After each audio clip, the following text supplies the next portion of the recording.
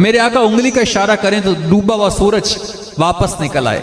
मेरे आका जमीन पर रहकर चांद को इशारा करें 2 टुकड़े हो जाए। मेरे आका करीम अलैहिस्सलाम पत्थर से बात करें वो कुर्बान हो जाए। दरख्त को इशारा करें जमीन चीरती हुई सरकार के पास आ जाए। मेरे आका करीम अलैहिस्सलाम जो चाहें वो हो जाए। और प्यारे इस्लाम में बर्फ की तरह जिंदगी पिघलती जा रही है। अगर ज़हन में ये ना कि अभी बड़ी जिंदगी पड़ी है बाद में देखा जाएगा, इससे बड़ा धोखा नहीं है कि बाद में देखा जाएगा। अब तक क्या देखा हमने? जिस ब्राइट फ्यूचर के लिए हम नमाजें कज़ा करते हैं लेकिन किताब नहीं छोड़ते, जिस ब्राइट फ्यूचर के लिए हम दोस्तियां करते हैं लेकिन जुमा की नमाज नहीं पढ़ते, जिस ब्राइट फ्यूचर के लिए हम दुनिया के लिए कुर्बान जाते हैं लेकिन कुरान नहीं पढ़ते। और क्या अगर फ्यूचर ये ज़ाहिरी तौर पर जो हमारा फ्यूचर है ब्राइट हो भी गया लेकिन कब्र तारीक होगी तो ये किस किस्म का हमारे काम आएगा? मेरे प्यारे इस्लामी, हकीकत में तो कब्र की रोशनी है, ईमानदारी की बात है। अगर किसी की कब्र तारीक है ना और दुनिया उसने कितनी ही रोशन कर ली है तो उसने एक खास छोटी सी कामयाबी पाई। एक की दुनिया नॉर्मल है लेकिन उसकी कब्र रोशन है। कितना कामयाब इंसान है। बहुत सारों को तो ये भी नहीं पता होता कि मरने के बाद मैंने करना क्या है। आज किसी स्टूडेंट से पूछें कि आपका निसाब क्या है साल का, इसका शेड्यूल क्या है, तो बताया कि जनाब सेमेस्टर होगा, फिर शिशमाई होगा, फिर ये होगा, ये किताब है, ये इसका नाम है, ये इसका मुसन्नफ है, पूरी हिस्ट्री बयान करते हैं। ऐसे फॉलोवर अल्लाह ने हम पर कुरान पाक नाजिल किया ना इस उम्मत के लिए। क्या हमें पता कि कुरान में क्या है? क्या हमें पता कि रब ने कुरान में हमारे बारे में क्या चॉइस किया है? क्या हमें पता कि रब हमसे क्या चाहता है? जब पता ही नहीं तो अमल कैसे करेंगे मेरे प्यारे इस्लामी भाइयों? जब हमें पता ही नहीं कि कुरान पाक में मेरे लिए क्या अहकामात हैं तो उस पर अमल करके इस्तिफादा कैसे हासिल करेंगे? आज इंग्लिश का अखबार बड़े शौक से लोग पढ़ते हैं। आज लोग बड़ी हैवी किस्म की इंग्लिश की किताबें पढ़ते हैं और बड़े फखरिया बताते हैं कि जनाब मैंने फलां किताब भी पढ़ ली, मैंने फलां किताब भी पढ़ ली। कभी इनसे पूछे कुरान पढ़ा? सब नदामत से झुक जाता है।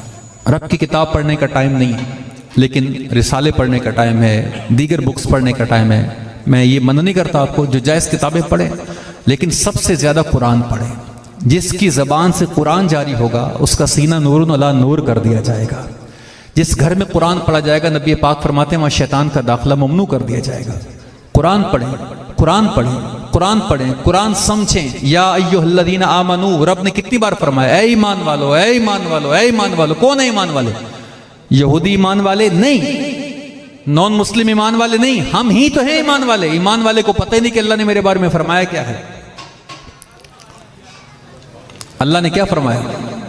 ए ईमान वाले, वमा खलक़तुल जिन्ना वल इंसा इल्ला लियअबुदून। हमारा रब क्या फरमाता है? मैंने जिन और इंसानों को अपनी इबादत के लिए पैदा किया। आज यकीन करें मैं भी 22-23 मुल्कों में सफ़र किया रहा है खुदा में, अल्हम्दुलिल्लाह। दुनिया भर घूमा हूँ, सफ़र करता हूँ। बाज़ जगह खुशी होती है, बाज़ जगह दुख होता है। मैं बाज़ ऐसे मुल्कों में गया हूँ कि उस मुल्क के जो अमीर कहलाने वाला तबका है, बड़े बड़े अरबोपति लोग जो हमारे बयानात सुनते हैं, हमारे पास आते हैं, हम इनके घरों में ठहरते हैं, प्यार करते हैं हमसे। बाज़ ऐसे अमीरों को मैं जानता हूँ जिनकी ज़िंदगी फ़कीरों से सादा है लेकिन हैं बहुत अमीर, वो तहज्जुद गुजार हैं। मुझे उनको देखकर मैंने उनकी शाबाश दी कि आपकी लाइफ बहुत अच्छी लगी। कमाते हैं हलाल, घर वालों की कफालत के बाद दीन की खिदमत करते हैं, बहुत अच्छे। नमाज नहीं कज़ा होने देते, कुरान की तिलावत करते हैं। ये कितने अच्छे लोग हैं। और एक तादाद देखी जिनको नमाज पढ़नी नहीं आती, एक तादाद देखी जिनको कुरान सही नहीं पढ़ना आता, एक तादाद देखी 30 साल उम्र के अभी तक कपड़ा पाक करने का तरीका नहीं पता, एक तादाद देखी जिसको नमाज के फ़राइज़ और शराइत का नहीं पता। कितने अफसोस की बात। जो चीज़ें हम पर फ़र्ज़ हैं क़यामत के दिन पूछना ही पूछना है। अल्लाह ताला ने सबको कन्फर्म है कि मेरे क़यामत के सवाल भी पक्के हैं, कब्र के सवाल पक्के हैं, लेकिन इसकी तैयारी का माइंड ही पता नहीं क्यों नहीं बनता। आज यकीन करें तलबा गोलियां खाते नहीं खाते रात को जाग जाग करके, मेरा सुबह पेपर है, दुआ करे मेरा पेपर ठीक हो जाए। कब्र के इम्तहान की किसको टेंशन है? पहला सवाल क्या होगा? मन रब्बू का, तेरा रब कौन है? सवाल ही नहीं पता होता। फिर तैयारी कैसी करेंगे? मन रब्बू का, भाई मुझसे और आपसे पूछा जाएगा, हर एक बंदे से पूछा जाएगा। जी हाँ, आंख बंद होने की देर है, फरिश्ते कब्र में आए और झिड़क कर बिठाएंगे और पूछेंगे मन रब्बू का। इनकी डेफिनेशन क्या लिखी किताबों में?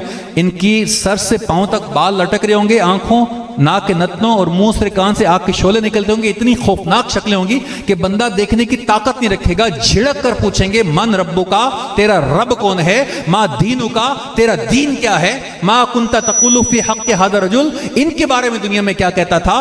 उस वक्त जो नदामत होगी, उस वक्त जो शर्मिंदगी होगी, उस वक्त जो एहसास बेदार होगा, वो हमारे किसी काम का नहीं होगा। उसकी तैयारी का आज वक्त है। जो करना है आज करना है, नमाजें आज पढ़नी है, सच आज बोलना है, झूठ से आज बचना है, गीबत से आज बचना है, हलाल रोजी आज कमानी है, एक दूसरे के आज काम आना है, बुराई से आज बचना है, बुराई से आज बचाना है।